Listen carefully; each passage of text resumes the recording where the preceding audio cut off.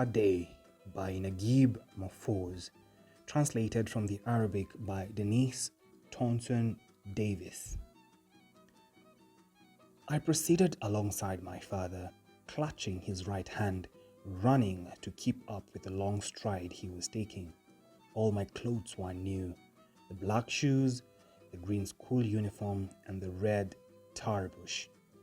My delight in my new clothes, however, was not altogether unmarred, for this was no feast day, but the day on which I was to be cast into school for the first time. My mother stood at the window watching our progress, and I would turn towards her from time to time, as though appealing for help. We walked along a street lined with gardens. On both sides were extensive fields planted with crops, prickly pears, henna trees, and a few date palms. "Why school?" I challenged my father openly. "I shall never do anything to annoy you." "I am not punishing you," he said, laughing. "School is not a punishment.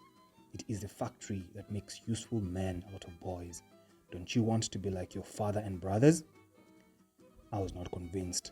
I did not believe there was really any good to be had in tearing me away from the intimacy of my home and throwing me into this building that stood at the end of the road like some huge high-walled fortress, exceedingly stern and grim. When we arrived at the gate, we could see the courtyard, vast and crammed full of boys and girls. "Go in by yourself," said my father, "and join them. Put a smile on your face and be a good example to others." I hesitated and clung to his hand, but he gently pushed me from him. "Be a man," he said. "Today, you truly begin life. You will find me waiting for you when it is time to leave." I took a few steps, then stood and looked, but saw nothing. Then the faces of boys and girls came into view. I did not know a single one of them, and none of them knew me.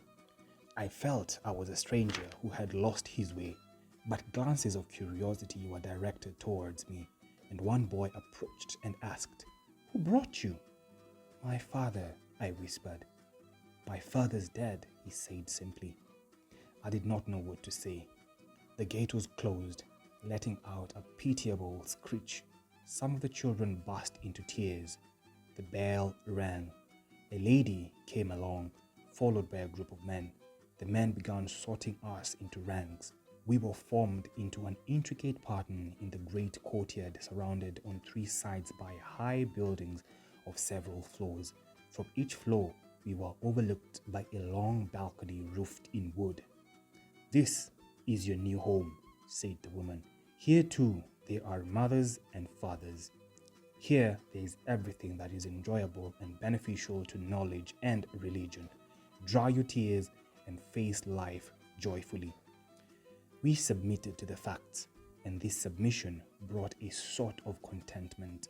Living beings were drawn to other living beings, and from the first moment, my heart made friends with such boys as were to be my friends, and fell in love with such girls as I was to be in love with, so that it seemed my misgivings had no basis. I had never imagined school would have this rich variety. We played all sorts of different games, swings, vaulting horse, ball games, and on. In the music room, we were chanting our first songs. We also had our first introduction to language. We saw a globe of the earth, which revolved and showed the various continents and countries. We started learning the numbers. The story of the creator of the universe was read to us. We were told of his present world and of his hereafter, and we heard examples of what he said. We ate delicious food, took a little nap, and woke up to go on with the friendship and love, play and learning. As our path revealed itself to us, however, we did not find it as totally sweet and unclouded as we had presumed. Dust-laden winds and unexpected accidents came about suddenly. We had to be watchful and at the ready and very patient. It was not all a matter of playing and fooling around. Rivalries could bring about pain and hatred or give rise to fighting, and while the lady would sometimes smile, she would often scowl and scold. Even more frequently, she would resort to physical punishment. In addition, the time for changing one's mind was over and gone, and there was no question of ever returning to the paradise of home. Nothing lay ahead of us but exertion, struggle, and perseverance. Those who were able took advantage of the opportunities for success and happiness that presented themselves amid the worries. The bell rang, announcing the passing of the day and the end of work. The throngs of children rushed towards the gate, which was opened again. I bade farewell to friends and sweethearts and passed through the gate. I peered around but found no trace of my father, who had promised to be there. I stepped aside to wait.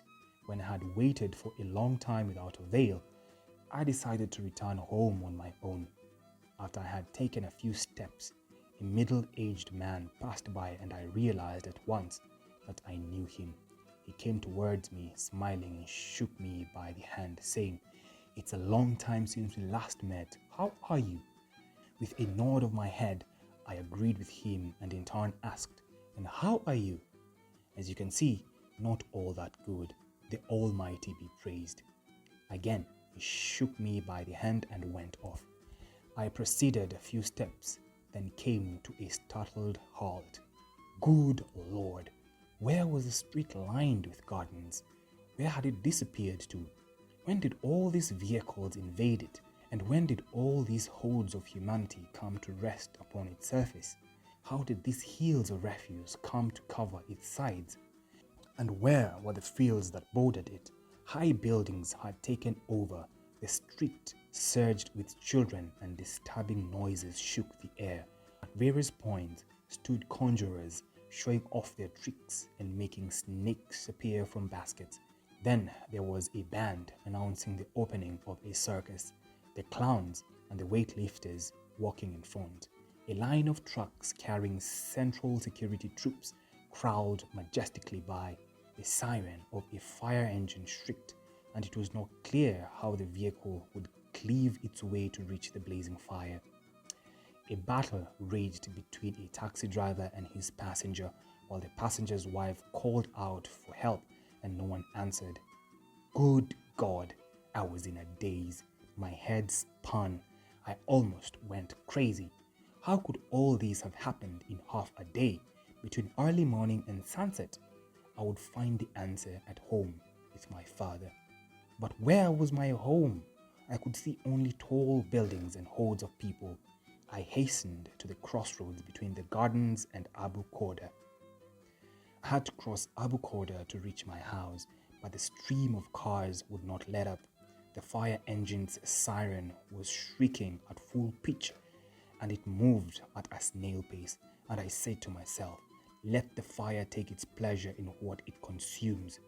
Extremely irritated, I wondered when I would be able to cross. I stood there a long time until the young lad employed at the ironing shop on the corner came up to me.